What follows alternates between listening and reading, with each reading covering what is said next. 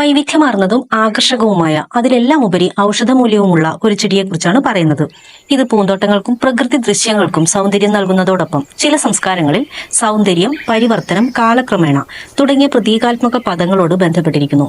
സൗന്ദര്യാത്മകതയിൽ ഇതിന്റെ പുഷ്പത്തിന്റെ ഭംഗി വർണ്ണനാതീതമാണ്. കാരണം ഒരു ചെടിയിൽ തന്നെ വ്യത്യസ്ത നിറത്തിലുള്ള പൂക്കൾ ഉണ്ടാവുകയും ആ ഉണ്ടാകുന്ന ഓരോ പൂക്കളിലും വ്യത്യസ്ത നിറങ്ങളും ഓരോ ദിവസവും ഈ പൂക്കൾക്കുണ്ടാകുന്ന നിറം മാറ്റവും ഈ ചെടിയുടെ മനോഹാരിത വർദ്ധിപ്പിക്കുന്നു.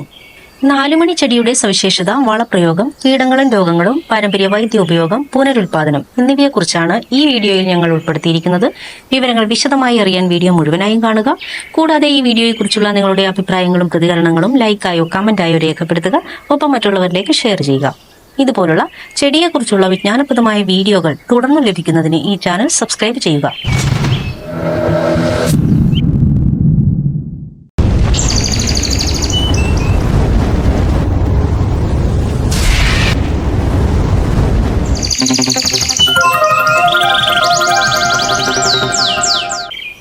നെക്ടാജിനേസി സസ്യകുടുംബത്തിൽപ്പെടുന്ന ഒരു ഔഷധ സസ്യമാണ് നാലുമണിച്ചെടി. ഇതിന്റെ ശാസ്ത്രീയ നാമം മിറാബിലിസ് ജലപ്പ എന്നാണ്. ഇന്ത്യയുടെ ചില പ്രദേശങ്ങളിൽ കൃഷ്ണകേലി, സന്ധ്യാകലി, അന്തിമലരി എന്നൊക്കെ അറിയപ്പെടുന്നു. ഈ ചെടിയെ പൊതുവെ മാർവൽ ഓഫ് പെറു എന്നാണ് അറിയപ്പെടുന്നത്. 1753 കാൾ പോളിനെ നൽകിയ മിറാബിലി ജലാപ്പ എന്ന പേര് ലാറ്റിൻ ഭാഷയിൽ നിന്നാണ് രൂപപ്പെട്ടത്. ഇതിന്റെ പൂക്കളുടെ ശ്രദ്ധേയമായ നിറങ്ങളും ഗ്വാട്ടിമലയിലെ ജലാപ്പയിൽ നിന്നുത്ഭവിച്ച ജലാപ്പ എന്ന പ്രത്യേക നാമവും സൂചിപ്പിക്കുന്നത് അഭിനന്ദനീയം എന്ന പദത്തിന്റെ അർത്ഥത്തെയാണ്. എന്നാൽ ജലാപ്പ എന്ന വിശേഷണം മെക്സിക്കോയിലെ സലാപ്പ എന്ന നഗരത്തെ സൂചിപ്പിക്കുന്നു എന്നും പറയപ്പെടുന്നു. ലാറ്റിൻ ഭാഷയിൽ മിറാബിലിസ് എന്നാൽ അത്ഭുതം എന്നാണ് അർത്ഥം. ഇതിന്റെ ജന്മദേശം വടക്കൻ മധ്യ തെക്കേ അമേരിക്കയിലെ വരണ്ട ഉഷ്ണമേഖലാ പ്രദേശങ്ങളാണ്. 1525 ഇത് യൂറോപ്പിലെത്തിയത്. മെക്സിക്കോ, ഗ്വാട്ടിമാല, ചിലി, പെറു മുതലായ രാജ്യങ്ങളിൽ വളരെ കാലം മുൻപ് തൊട്ടേ ഒരു അലങ്കാര ചെടിയായി ഇത് ഉപയോഗിച്ചു വന്നിരുന്നു. ഇന്നിത് പല ഉഷ്ണമേഖല, ഉപോഷ്ണമേഖല, മിതശീതോഷ്ണ മേഖലകളിൽ ഉടനീളം ഇത് സ്വാഭാവികമായി മാറിയിരിക്കുന്നു. Asia, Africa, United state, middle east, Europe എന്നിവിടങ്ങളിലെ പല രാജ്യങ്ങളിലും ഇന്ന് ഇത് വ്യാപകമായിട്ടുണ്ട്. ഇന്ത്യയിലെ പല പ്രദേശങ്ങളിലും ഇതിന്ന് സ്വാഭാവികമായ ഒരു സസ്യ ഇനമായി തീർന്നിരിക്കുന്നു. ചെടി തുടക്കത്തിൽ ഒരു അലങ്കാര ഇനമായിരുന്നു. ഔഷധത്തിനും അലങ്കാര ആവശ്യങ്ങൾക്കുമായി ആസ്ട്രക്കുകളാണ് ഇത് വാണിജ്യാടിസ്ഥാനത്തിൽ കൃഷി ചെയ്തത്. ഈ പൂവ് US-ലെ കണക്റ്റിക്കട്ടിലെ കുട്ടികളുടെ സംസ്ഥാന പുഷ്പമാണ്. ഇതിന്റെ പൂക്കൾ സാധാരണയായി വൈകുന്നേരത്ത്, അതായത് 4 മണിക്കും 8 മണിക്കും ഇടയിൽ വിരിയുന്നു. ഇതിൽ നിന്നാണ് നാലുമണി ചെടി എന്ന പൊതുവായ പേര് ഇതിന് ലഭിച്ചത്. അതുപോലെ മൂടിക്കെട്ടിയ കാലാവസ്ഥയിലും ഇത് വിരിയുന്നു.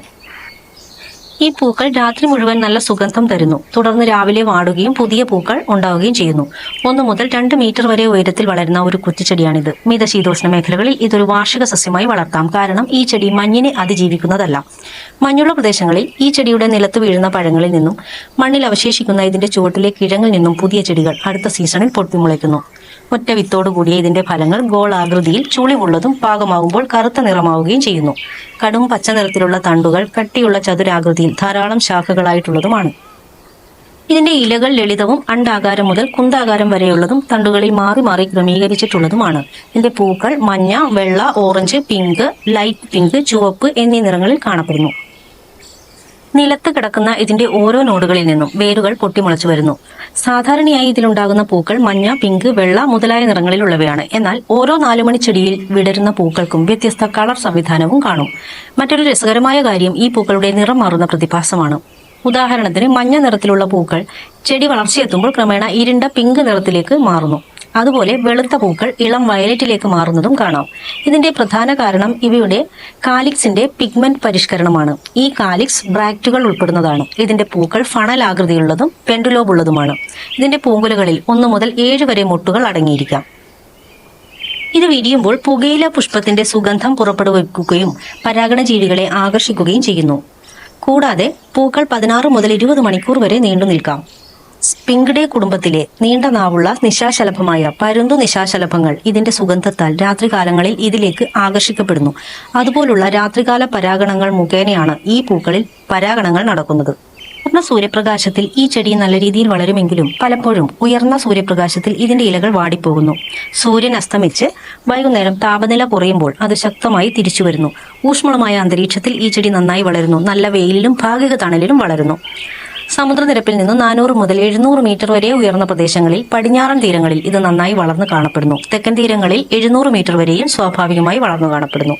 നല്ല നീർവാർച്ചയുള്ള വരണ്ട മണ്ണിലും പശ്ചിമരാശി മണൽ അല്ലെങ്കിൽ കളിമണ്ണ് തുടങ്ങിയ പലതരം മണ്ണിലും ഇത് നന്നായി വളരുന്നു. ഇതിന്റെ വിത്ത് ഉൽപാദനം നടക്കുന്നത് സാധാരണയായി ഫെബ്രുവരി മുതൽ മെയ് വരെയാണ്. 18 ഡിഗ്രി സെന്റിഗ്രേഡ് താപനിലയിൽ ഇതിന്റെ വിത്തുകൾ വേഗത്തിൽ വളരുന്നു. ഇതിന് വിശാല pH ശ്രേണിയെ സഹിക്കാൻ കഴിയും. എങ്കിലും 6 മുതൽ 7.5 വരെയുള്ള വിശാല pH ശ്രേണിയാണ് ഇതിന് ഏറ്റവും അനുയോജ്യം. ഇത് പൊതുവെ നിഷ്പക്ഷ മണ്ണിനേക്കാൾ അല്പം അസിഡിറ്റി കൂടിയ അവസ്ഥയാണ്. ഇത് ഒരു അലങ്കാര സസ്യവും പച്ചമരുന്നും ആയതുകൊണ്ട് ഈ ചെടിയുടെ ആരോഗ്യകരമായ വളർച്ചയ്ക്കും സമൃദ്ധമായ പൂക്കൾക്കും വളപ്രയോഗം നടത്തുന്നത് നല്ലതാണ്. ഈ ചെടിയുടെ വളർച്ചയുടെ തുടക്കത്തിൽ വളപ്രയോഗം നടത്താം. തുടർച്ചയായ വളർച്ചയ്ക്കും പൂവിടലിനും നിങ്ങൾക്ക് വേനൽക്കാലത്തിന്റെ മധ്യത്തിൽ വീണ്ടും വളപ്രയോഗം നടത്താം.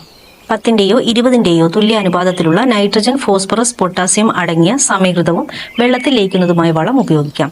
അതല്ലെങ്കിൽ പൂച്ചെടികൾക്കായി രൂപപ്പെടുത്തിയ സ്ലോ റിലീസ് ഗ്രാനുലാർ വളം ഉപയോഗിക്കാം.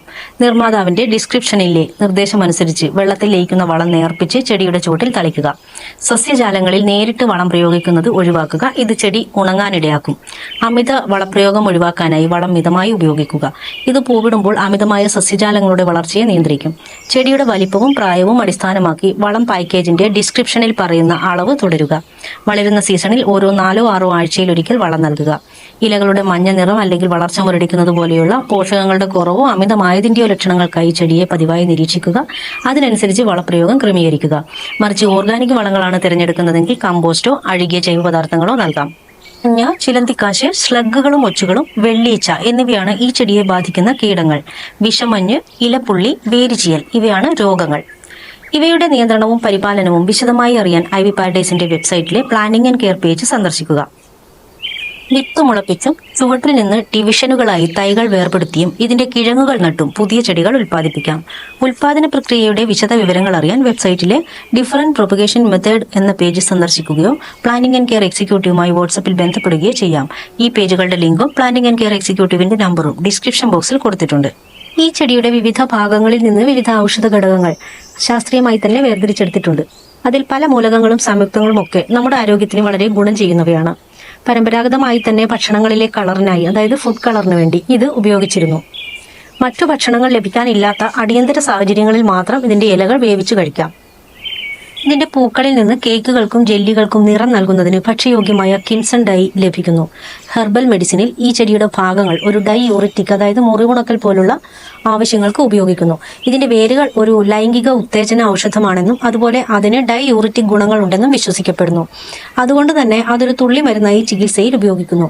ഇതിന്റെ ഇലകൾ ശരീരവീക്കം കുറയ്ക്കാനും വെള്ളത്തിൽ ലയിപ്പിച്ച് കുരുക്കൾ ചികിത്സിക്കാനും അതുപോലെ മുറിവുകൾ ചികിത്സിക്കാനും ഒക്കെ ഇലകൾ ഉപയോഗിക്കുന്നു. അതിന്റെ ചില ഇനങ്ങളുടെ വിത്തുകൾ പൊടിച്ച് സൗന്ദര്യവർദ്ധക വസ്തുവായും ചായമായും ഉപയോഗിക്കുന്നു. കാഡ്മിയം പോലുള്ള ഖനലോഹങ്ങളുടെ അമിതമായ സാന്ദ്രതയാൽ മലിനമായ മണ്ണിന്റെ ജൈവ പരിഹാരത്തിനും ഈ പ്ലാന്റ് ഉപയോഗിക്കാം. ബ്രസീലിലെ ഇന്ത്യൻ കായാപ്പോ വംശജർ ഇതിന്റെ ഉണങ്ങിയ പൂക്കളുടെ പൊടി മണത്ത് തലവേദന സുഖപ്പെടുത്തുകയും മുറിവുകൾ കഴുകാനും കുഷ്ഠം പോലുള്ള ചർമ്മരോഗങ്ങൾ ചികിത്സിക്കാനും ഇതിന്റെ റൂട്ട് ഉപയോഗിച്ച് കഷായം നിർമ്മിക്കുന്നു. പെറുവിൽ ഹെർപ്പസ് നിവേദ് എന്ന വൈറസിനും ചെവിവേദനയ്ക്കും ഇതിന്റെ പൂക്കളിൽ നിന്നും വേർതിരിച്ചെടുക്കുന്ന ജ്യൂസ് ഉപയോഗിക്കുന്നു. വയറിളക്കം, ചെവിവേദന, ഛർദി, സിഫിലിസ്, കരൾ അണുബാധകൾ എന്നിവ ചികിത്സിക്കാൻ ഇതിന്റെ വേരുകളിൽ നിന്നും വേർതിരിച്ചെടുക്കുന്ന ജ്യൂസ് ഉപയോഗിക്കുന്നു. മെക്സിക്കോയിൽ ഈ ചെടി മുഴുവനായി കഷായങ്ങൾ ഉണ്ടാക്കി അണുബാധയുള്ള മുറിവുകൾ, തേനീച്ച, തേൾ എന്നിവ കുത്തുന്നതിന് ഔഷധമായും ഉപയോഗിക്കുന്നു.